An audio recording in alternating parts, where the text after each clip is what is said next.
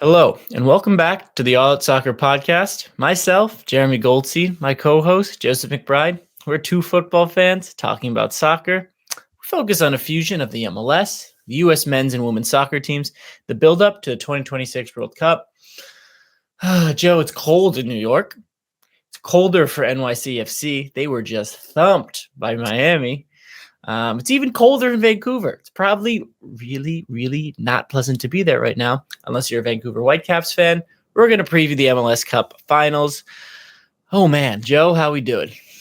I'm really good, thank you. Amazing weekend of action. Kind of getting a bit sad that it's almost done, but the final is going to be amazing, and I'm in a great mood ahead of the weekend. So it somehow feels like it's almost just beginning because, this is arguably the most Hollywood decorated matchup in the MLS in 20 years since we had the Beckham MLS Cup finals years and years ago.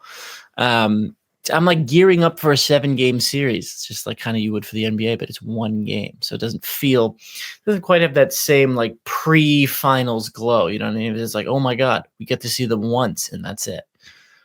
Yeah, although controversially, like we said in other pods, I think I kind of prefer just the one knockout game, but we'll get into it later. But I feel like it's going to be a longer final, if you know what I mean. Now, give me this best of 5. But the problem is, I don't think geographically you could have two opponents who are further away. So if it was a best of 5, that would suck for the players flying to and from. I always think about that in other sports when I'm just they're just flying 5,500 miles. And in Europe, you guys don't appreciate that. 5,500 miles is like an away day from the Faroe Islands to Kazakhstan. Not in the same league. No, well, that's why we have a one final and a neutral venue, which is another thing that I'm surprised doesn't happen here, but I digress. I mean, one of the biggest rivalries in the NBA for years is the Cleveland Cavaliers and the Golden State Warriors. It's 3,000 miles. They're doing that every day in between games because it's 2-2, 1-1-1 for the finals. But anyway, I digress. We're going to start off talking about Miami. We're going to get into talking about Vancouver. We're going to look at the finals through the lens of things that have been said, recent matchup between two teams, analyzing the historical perspective of Thomas Muller, Lionel Messi, before looking at the game itself. After a break, we will be getting into a bit about the World Cup because we are just days away from the draw. We're going to talk about outcomes for the U.S. men's national team in the World Cup draw. Yes, they are seeded in pot 1. Good for them. If they can't make it out of a group in pot 1, God rest their soul. We're going to look at potential winners, dark horses. Again, not an in-depth preview, just a little snippet ahead of the draw, because after the draw, everything will change. Okay. I'm going to lead on Miami, but Joe, 5-1 Miami, New York. Before I get into the nitty-gritty, just your quick reaction to that one in the big picture, in the context of their season, because Miami are now where they were supposed to be, but it was a little up and down getting there. Yeah, I think they've grown as the season's gone on. At times during last season, I was a bit concerned when they kind of hit a wall and couldn't keep that form rolling, but they look better than they ever have, which is the dream scenario to be ahead of a final. I actually thought New York City as well did. It's a weird one. I thought they played better and were more in the game than I thought they would be, but they lost 5-1. So they shouldn't have probably been there, but they did well to get to that stage. Miami obviously capitalized on that. And yeah, I think it's going to be an unbelievable final. So Game State kept NYCFC in the game. Game State, the score of the game, the situation of the game, the circumstances of the game. In a game again, NYCFC still without Alonso Martinez. He is the danger man. He is the one who can exploit someone like Maxi Falcone, who did have a little gaffe early in the second half. NYCFC played it extremely conservative with their back 5, and you just rarely saw them come out of their shape. Their first goal, though, ironically, they were beat by a direct long ball from Sergio Busquets to Tadeo Allende, who is just El Fuego right now. Jesus Christ. His first goal, little deflection going on in the box just to get him in contact, but a great finish. Second one, Jordi Alba, who is just having the time of his life right now, was left just with so much time on the ball, delivered a nice ball into Allende with a great header. You don't see him score headers very often. And Allende really is a hot and cold finisher and has been all season. He's scored some of the most amazing chips you'll ever see and then misses just routine sitters. But now he has a brace 3 games in a row, and it would get better for him. NYCFC pulled one back. Justin Hack scored one off a set piece. And NYCFC then had the next couple of chances. They almost scored off a Maxi Falcone error, as I said, right after half. Julian Fernandez missed a chance to equalize. Matt Freese had, the Inter Miami goalkeeper, Rios Nova, had to come up with a big save. It could have been 2-2. And again, it doesn't matter that Miami were dominating. It would not have mattered. We were in a tie game in the 60th minute of a winner-take-all. And at that point, anything is possible. For Miami, who are the better team, you want to eliminate those chances that create freakishness and margin for error and blah, blah, blah. You want to dominate and be in control. And NYCFC, they want to create chaos. They want to score on set pieces. Inter Miami's fragility on set pieces, again, still on display every time NYCFC had a chance. It looked like it was coming off of a set piece, a dead play. But then Lionel Messi, 2-1 in the second half. Time seems to stand still when he has the ball, especially in the box. There's like 6 players who just kind of come to him in this one moment, and he slots it through to Silvetti, who then scores and finds the bottom of the net. And some of the NYCFC players put their hands up just because they assume he's offsides, even though he's not, because it was a terrible offsides trap that was played. Because there's no way he could have found that pass. And maybe because they're all just memorized, hypnotized by him. But it was just a beautifully slotted ball. 3-1 to Miami. The fourth goal was even better. I mean, Jordi Alba, hats off, lung-busting run in what's going to be his second to last career game. Backheel to Segovia for the finish. And then Allende slips in behind for goal number 5 late to just really put a cherry on top.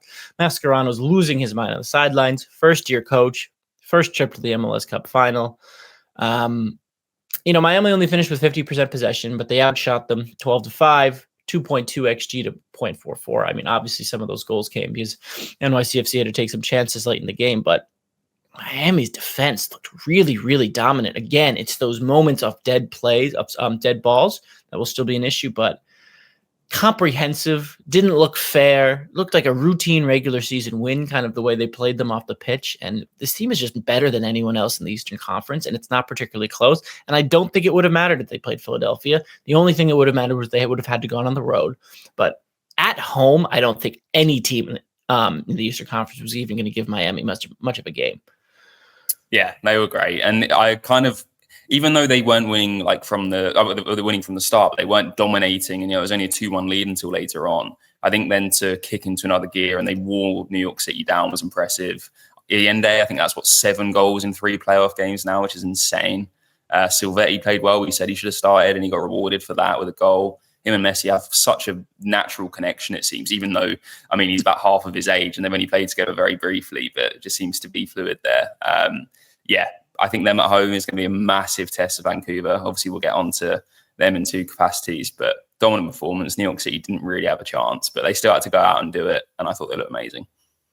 Yeah, it was really, really special. I just don't know why they were just kind of faltering for form early in the season. Obviously, they were tinkering with the back line, and this is a team that now is going to get to host the MLS Cup final, but there is no reason Miami didn't run away with the Eastern Conference. I mean, obviously, they were so close to Philadelphia, but it doesn't matter. And when we re-look at this season, we won't look at that Miami didn't win the Supporters' Shield. We won't care because of the ease they dominated the playoffs, but just to summate everything, it just could have been so much easier for Miami. It really could have been. But here they are. They're at where they promised to be. And they're in as good form as they could be. I mean, obviously the big change is no Luis Suarez up front. I hope you're going to assume he's okay with that. I mean, Messi's back in his false 9 role. We've seen Messi do that, 13 years ago for Barcelona, in those famous teams with Pep Guardiola.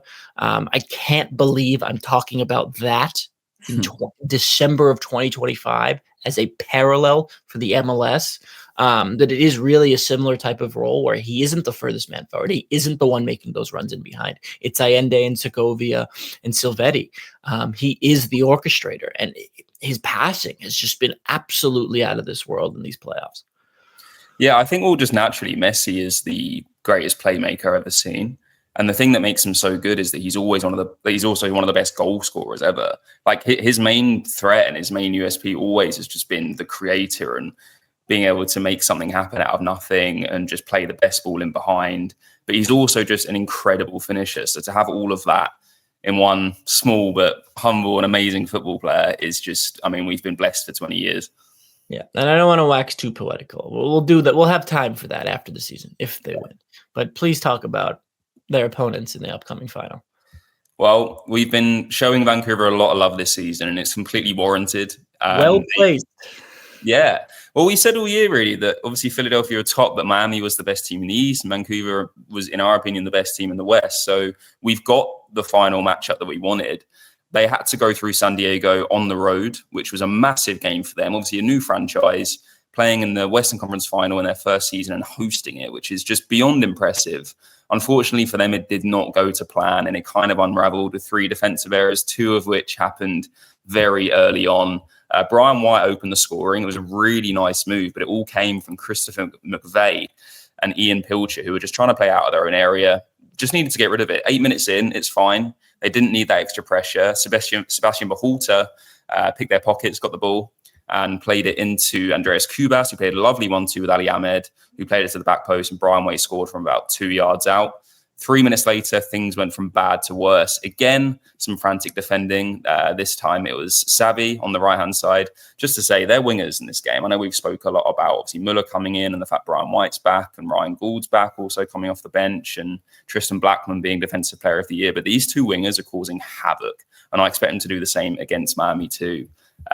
But yeah, his shot on goal, rebounded out to White, who then had his shot cleared off the line. Unfortunately, the clearance off the line cannoned off the goalkeeper and went in. So it was an own goal, 2-0 inside 12 minutes, an absolute disaster.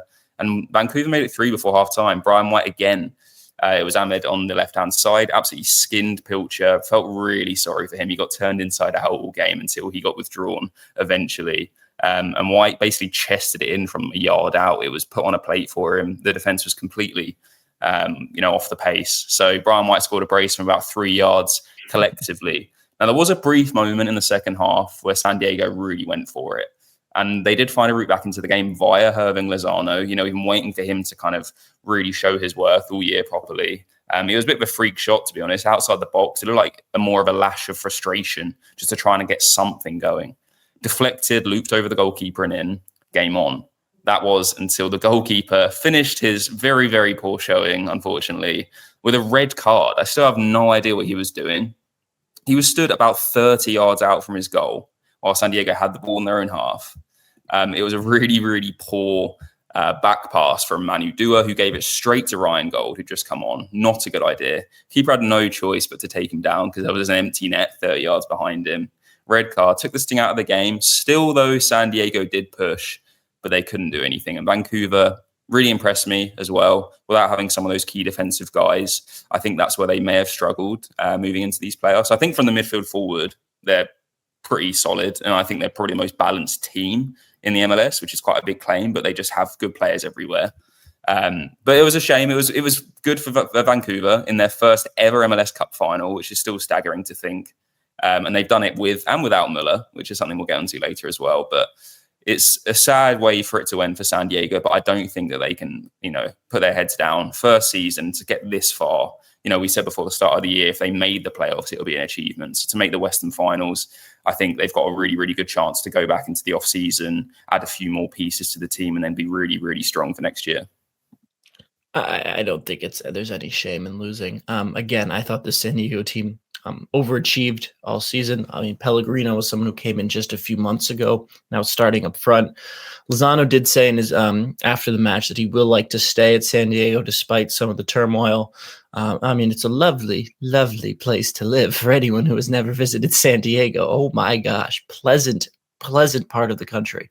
And it takes a lot for me to say that as a New Yorker who hates everything. And I really think they laid a great foundation. I mean, some of the players in midfield, Godoy, Yepi Tverkov, arguably the player of literally the unsung player of the season in the MLS, just turned this team into a possession side capable. I mean, they were in a possession side every single game, but capable of leading possession and playing on the front foot in more than half of the MLS games they played in is so rare of a team that was just assembled, because you need those linchpins. And he was just so good at ball winning and retaining possession and progressing the ball all around. Arguably case for one of the best all around central midfielders in the MLS this season. What a player. Absolutely no shame in losing to this Vancouver team that, again, them and LAFC looked a class above the Western Conference, despite what the seeding said, and seeding that was so bunched because of just a few games here and there. I mean, this speaks about the importance of decision day. San Diego got to play this game at home. Thomas Muller praised the fans after. I think this is going to be a very strong MLS franchise, both culturally and on the pitch, for many, many years. And we can't say the case for, I mean, the MLS has gotten a little bloated in recent years of how many franchises there are. We can't say the case for all these teams, but this is about Vancouver. I have shouted out Ali Ahmed all season. I mean, I just think he's one of the best playmakers in the league. He's keeping Jaden Nelson, who is also one of the best playmakers in the league, on the bench. These wingers for Vancouver have just been so good. Obviously, Brian White has been hot and cold this season, also had some injuries in the back half. He was an MVP candidate for much of the first half of the campaign. And he looks to be rounding into form. Thomas Muller, it literally looks like he can just sleepwalk through most of these MLS defenses with just how he's able to unlock defenses with kind of just standing in place and playing through balls. This Vancouver attack looks great. Their defense, again, a little shaky. I mean, they didn't really concede many chances early, and the game was over by the time San Diego had some chances at the end. We're going to get into a full finals preview, a podcast set to be released either Thursday or Friday. It's going to be me and Joe in the same room. Yeah. So I can, we can be even more upset at each other just face to face. We're just going to do a little just previewing, prefacing. This is a finals preface right now. On Thursday will be a finals preview. Thomas Muller and Lionel Messi have met 10 times, 7 wins for Thomas Muller, most famously in the 2014 World Cup final. It's a matchup of first-year coaches, and these sides have met a few times this season, notably a 5-1 aggregate win for Vancouver in the CONCACAF Champions Cup semifinal back in April. I was looking at the teams that played that day, the exact lineups. A little different. We're going to get all into that on Thursday, but just gut reaction. What are you feeling in your soul? Who is the better team, Joe? Who is playing better right now in one game in Miami? Because I have a different prediction of who this would be if they met 100 times in a vacuum. This is one game in Miami this weekend. I'm going to contradict myself because I just feel like Miami at home are so strong, and there's just all of this narrative and poetry behind it with the final game and the players that are going, and it's all set just to be there for them to take. But I just have a feeling in a one-off game with how they're playing and how solid they are, and I'm not convinced by Miami's defense. I feel like Vancouver could take it, but it's going to be so close. And I just have a feeling this game is one that either could go the distance or go very close in extra time. I just don't think Miami have faced an attack this postseason as dynamic and with the not just quality, quantity of players, of diverse attacking profiles that Vancouver has. They have not faced a team like this. Maybe they needed to face Philadelphia, who, again, I don't think has that star talent up front, but has, I mean, if Quinn Sullivan was healthy, just this diversity of attacking profile. Vancouver does it. Think about how different Brian White, Jaden Nelson, Thomas Muller, Ali Ahmed, these players are so different, and the midfielders, Berhalter, Kubas, just complement them so well. I'm tempted to say Vancouver. Yeah, I think so too. I just don't know. It just doesn't, kind of saying it feels wrong. It feels like, why am I saying this? Why am I putting this out there? But sometimes you just got to say what you feel. And I just feel like the momentum's been with them. And I feel like maybe over the course of the whole season, although they've had peaks and troughs, they've probably been the most consistent. And I'm a big fan of the head coach. I said he was coach of the year. Obviously, Mascherano's done great.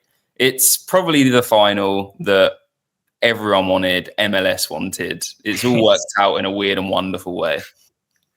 I thought it was funny. Thomas Muller on the Apple post game was like, I know Apple wants me to say something about Messi. Yes, they are desperate for you to say something about Messi. But he didn't quite take the bait, and they still spun a headline out of it. We're gonna talk more about this on Thursday. 3-2 Vancouver in extra time. See, I thought 2-1. So we're on the same lines. All finals. I mean, MLS is different. We saw that with LFC Bale in his final game, which ended up as being his last one, and Philly. But typically finals are lower scoring. I feel like not this one, Joe. Yes, I mean, I feel like all sort of logic and history and physics is going to be out the window in this one. Hey, if you want to get involved in the conversation, shoot us an email. Shoot me an email at jeremy.goldstein@reachplc.com. Please engage by subscribing to the show wherever you get your podcasts and leave us a like while you're at it. That's the end of part 1 of this week's show, but stick around for part 2 just after this break.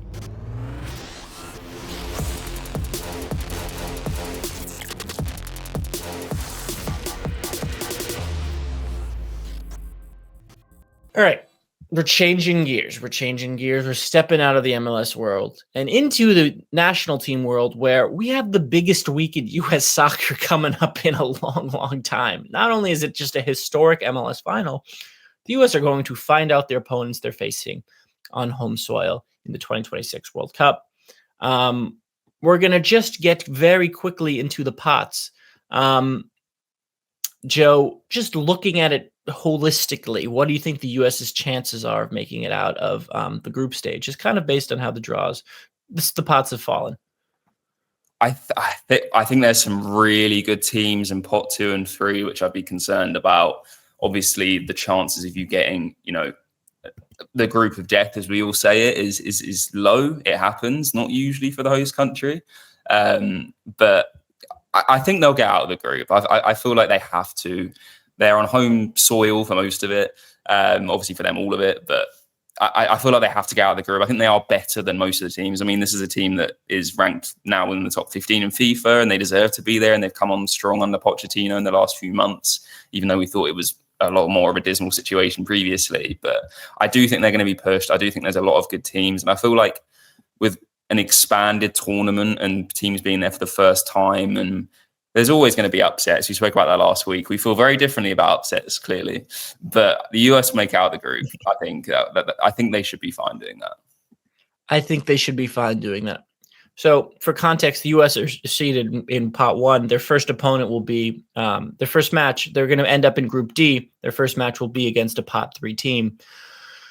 Most of the teams in pot 1, outside of Mexico and Canada, are the best teams in the world, and Belgium, who have somehow squeezed in there based on historical rating.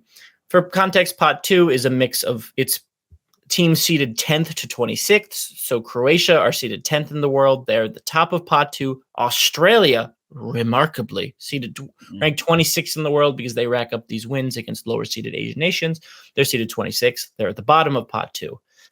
Dovetailing into the top of pot 3 with Norway, seeded 29th. I mean, they're a pot 1 team hiding in pot 3. Then the bottom of pot 3, South Africa, obviously stunned the world, advancing out of their qualification group ahead of Nigeria. There's 61th FIFA ranking, bottom of pot 3. Jordan, yes, the Asian representatives, 66th in the world. They're top of pot 4. The bottom of pot 4 still has 4 UEFA path teams, which could include the likes of Italy, Turkey, and other teams that are very, very good that were just stuck in tough groups in UEFA qualification, plus the 2 teams who advanced through the intercontinental playoffs, which are just, and I don't use this term lightly, quite literally a hodgepodge of New Caledonia, Jamaica, Bolivia, and the likes. Do you want me to just run through scenarios? What do you feel like, Joe? Like, we could be reacting to this, and by the way, Joe's going to be at the draw. What are you looking to see? Because you could see the U.S. walk away. It could be the U.S., Australia, Uzbekistan, and New Zealand in a group, or you could be walking away. It's the U.S., Croatia, Norway, and Ghana. Wouldn't put my money on the U.S. advancing. And then all of our narratives are completely different about how we frame the national team based on how a bunch of simulations end up. And that's not fair. We know how good the US are. They're good enough to beat poor teams, and they're okay enough to compete against good teams. And they sometimes have volatile and fluky performances where they play really well against the best teams in the world or get beat by Panama. It's all over the place. And we're going to make this sweeping reaction based on how the draw goes. That's my prediction for the anticipated reaction. Yeah, well, the draw is always exciting. It's theorizing and kind of guessing and predicting and mapping out how things are going to go.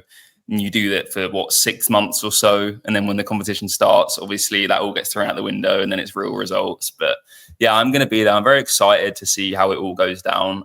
First time to Washington, so that's cool. But it's going to be an interesting one, having Donald Trump and Infantino in there while the draw is going on, and all of the shenanigans about that. But in terms of just looking at the pots, I think Croatia are obviously a very solid team. I think unlike Belgium, who are, well, same as Belgium, they're clinging on to a little bit of their ranking. I don't think they're the team they used to be. The golden era is kind of gone now. I mean, back in the day, you had Modric and Rakitic in midfield, and as much as Modric is still going, like, it's just, that they're old and they're expired, which is a shame, but what a team they were. I feel like Morocco and Switzerland are the two that you want to avoid in pot two.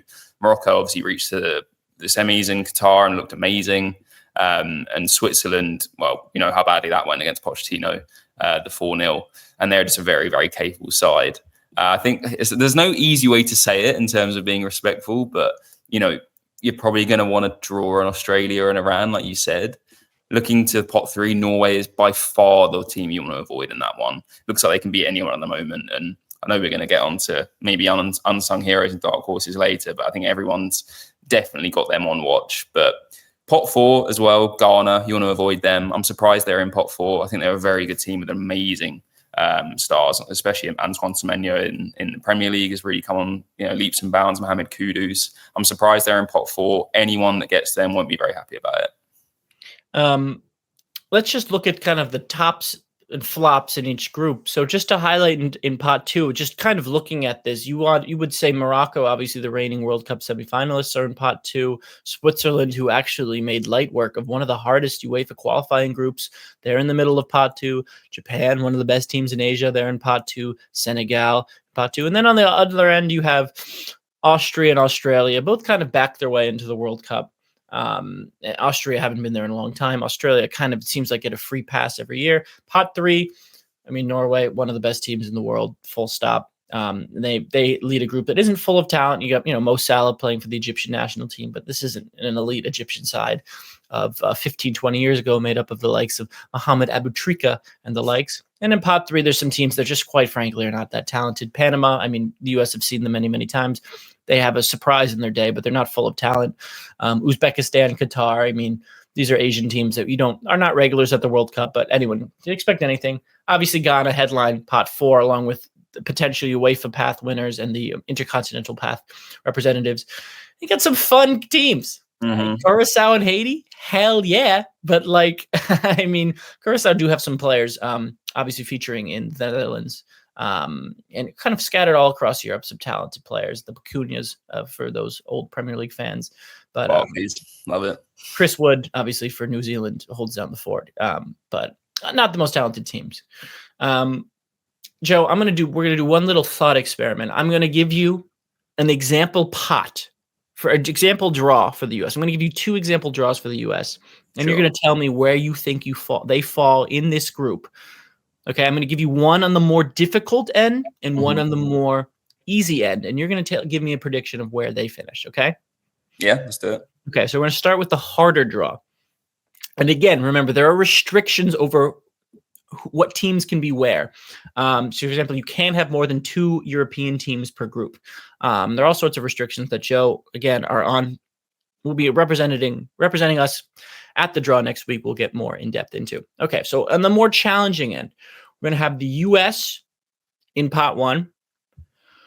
We're going to have Morocco out of pot two. We're going to have Saudi Arabia out of pot three. Again, that's an Asian and an African team. And then we're going to have a UEFA path winner. And this UEFA path winner is going to spit out Sweden So we're looking at the US, Morocco, Saudi Arabia, and Sweden. Where would you have them? Again, this would be a difficult draw. Where would you have them finishing? Oh, I'd say second of the group in that one. I feel like Sweden have the firepower, but obviously have been terrible in qualifying. The US would beat Saudi Arabia, in my opinion. That wouldn't be a problem. Morocco, potentially a draw, but I feel like that would be a really, really tough game. They're actually better at the back than they are moving forward. But yeah, I think the US would advance. It'll be quite close, but I feel like they'd make it. It would be like 2022, where the US needs to beat the weakest team in the group, being Saudi Arabia. And they need to then get a result against either Morocco or Sweden, and then kind of hope whichever team they lose to then beats the other teams for them. You're kind of leaving it to chance. And they don't lose heavily as well, which is big. Damage limitation sometimes in group games when you've lost, but you just got to make sure that the goal difference is on your side. Yeah, exactly. All right, now we're gonna take it a different route. So we have the US in pot 1, South Korea coming out of pot 2, Scotland coming out of pot 3, and then we have the New Zealand wild card coming out of pot 4. So that's the US, South Korea, Scotland, and New Zealand. See, it sounds like an easier draw, but also just some tough ones in there. Like Scotland are going to be up for it. It's their first World Cup in like 30 years. And they've performed amazingly. Like, they deserve to be where they are. And they've pulled up recently some incredible wins, even over Spain. European Championship winners. Scott McTominay is playing with the form of his life. I feel like he could pose a threat. New Zealand should be fine. I mean, Chris Wood isn't even firing this season. Who would have been there, saving grace potentially. And South Korea, they got Son. They've got some talented players, but I'd back the US to win as well. So for that one, I'd say 6, 7, or 9, obviously. I think that Scotland one's a bit of a wild card, but I feel like they'd beat the other two teams. Trivia question. Who were the only team to go unbeaten at the 2010 World Cup? Unbeaten? Wait, well, surely the winners, no? You mean the groups? Unbeaten at the World Cup. I don't. Do you mean regular time? That doesn't make sense. I mean unbeaten at the 2010 World Cup. Well, Spain won it. Spain lost to Switzerland in the group stage. Right, in the group. So you went up. But what do you mean unbeaten? Oh, you mean as in they went out in the group stage with 3 draws, right? New Zealand went out in the group stage with 3 draws. Yes. Right. Okay. Yes. Trick question. Yes, they did. I mean, they're made up mostly of players playing domestically in either Australia or in New Zealand. Just to give them their international pedigree. Yeah. I do think the US would win that group, though. I think Scotland are fun, but the depth of talent isn't quite there. But look for a player named Lionel Muller, currently playing for Udinese, to surprise. Again, I get excited just even looking at these hypotheticals. But, Joe, we have to move on because we spend a little too much time on that segment. Yeah. We're going to get very quickly into winners and dark horses. Again, this is all going to change so dramatically after the World Cup draw. And we're going to have double podcasts probably next week looking at the World Cup draw, looking at the MLS Cup final. It's a really, really hectic time. Okay, your winner just pre-draw, because we're gonna track this. It's gonna change. The pre-draw, who's your winner? Spain. I just think they're in a really exciting era right now. Obviously, won the European Championships in 2024. They haven't been good at the World Cup at all since they won it in 2010. They lost in the group stage in 2014. They lost in the first knockout game in both 2018 and 2022. But I just feel like this team is just stacked with so much talent right now, and the next era is coming through really strong. I feel like they're going to do it. Yeah, that was my pick too. I mean, they have been so dominant. They haven't lost this year. I mean, they lost to Spain, obviously, in the UEFA Nations League finals, but that was in extra time via penalties. Portugal. Yeah. They've just been utterly dominant in qualifiers and they just continue to rotate through young players, old players, players like Isco coming into this team.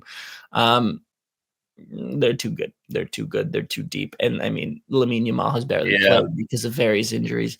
And he's going to be even better by the time next summer comes around.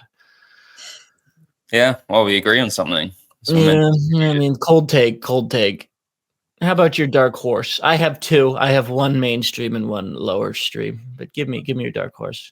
So I feel like this is a bit of a long shot, and the fact that you didn't mention them going through pot 2, I know that you don't have this team. I think Ecuador I don't think they're going to have a deep run, but I feel like they're going to be a team that's really difficult to play against. I mean, they're a decent side anyway, and a Valencia aging like a fine wine up top for them. They're always kind of in and around, competing in a group. But I just feel like their squad is thriving at the moment. They finished second in qualifying, ahead of teams like Uruguay, Colombia, and Brazil. Moises Caicedo is running the midfield. He's one of the best midfielders in the world right now. And at the back, they've got so many. Moises Caicedo. Of course, but he'll be back. He'll be fine.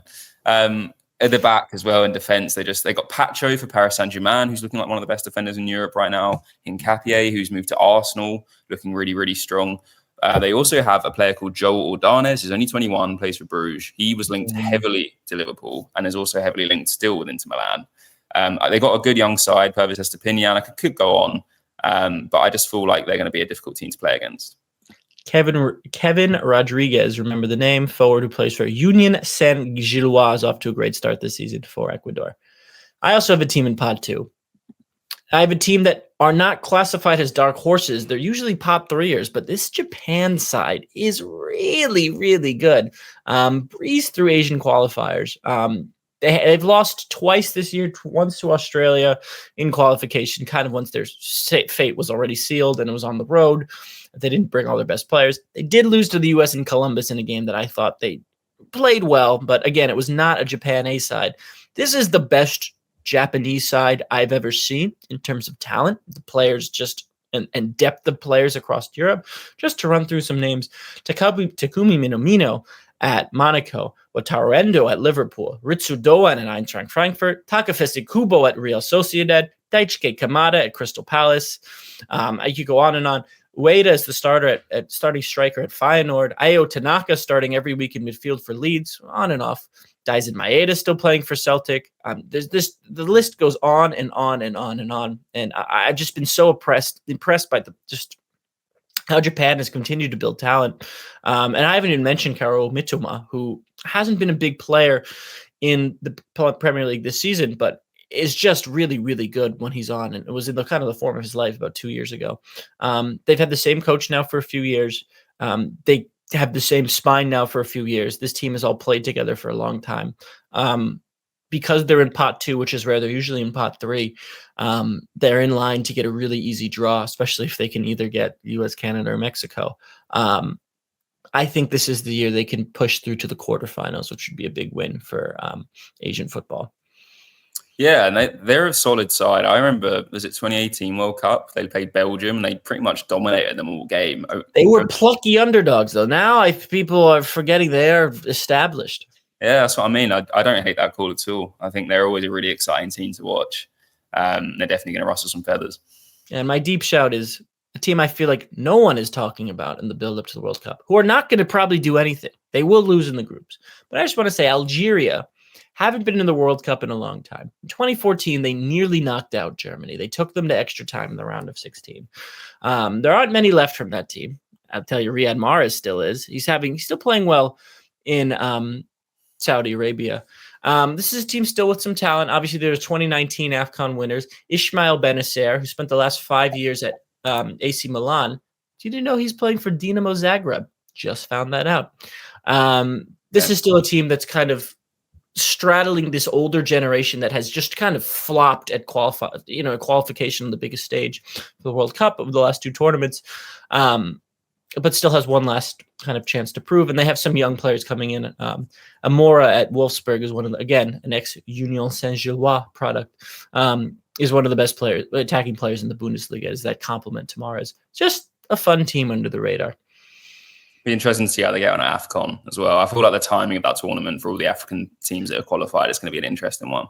We will certainly be talking around AFCON within the scope of the World Cup, because it is the last little preview we get of these African teams on a competitive level. It is insane that it is happening just before the World Cup. Obviously, this is AFCON 25. It's still backed up from COVID years ago. It was supposed to be in the summer, but here we are. That just about wraps it up for this week's All Out Soccer. He's been Joe McBride. I've been Jeremy Goldstein. We can hope you can join us again on the next episode. Or, as Thomas Voller would say, Auf Wiedersehen. See ya.